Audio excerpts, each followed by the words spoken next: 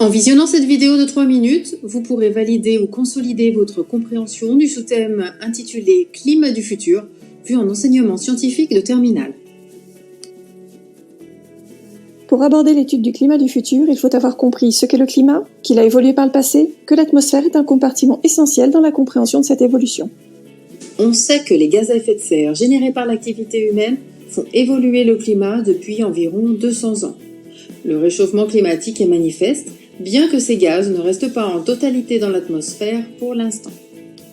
Afin d'expliquer ou chercher à reproduire dynamiquement un fonctionnement, on utilise des modèles. Le modèle est différent de la réalité, il doit être testé par confrontation au réel. Sa mise en œuvre correspond à une simulation qui permet la compréhension d'un processus actuel ou futur, et on parle dans ce cas d'une projection.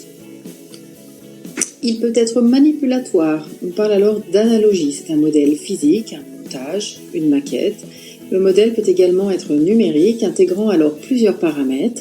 Par exemple, le modèle qui permet de calculer l'élévation du niveau de la mer uniquement par dilatation thermique, ou d'évaluer celle-ci plus complexe à l'échelle des océans. Il tient compte d'une multitude de paramètres impliquant la dissolution du dioxyde de carbone en fonction de la température, l'acidification des océans, l'impact de la photosynthèse, la déforestation.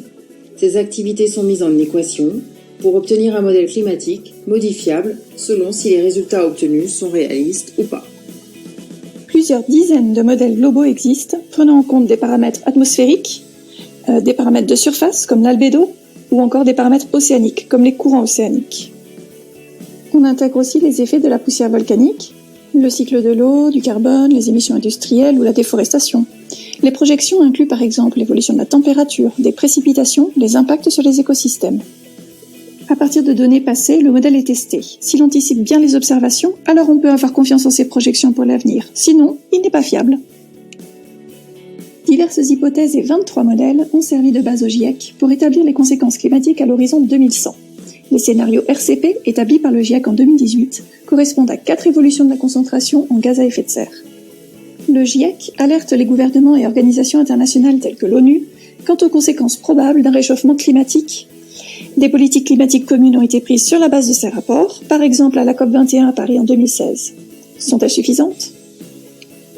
On ne connaît pas bien l'impact de certains paramètres, comme celui du réchauffement du pergélisol sur les gaz à effet de serre, ou jusqu'à quel seuil y aura-t-il une augmentation de la photosynthèse piégeant le carbone atmosphérique. Les incertitudes liées à la modélisation et aux prédictions du climat ne sont pas un obstacle, mais contribuent à construire notre savoir scientifique.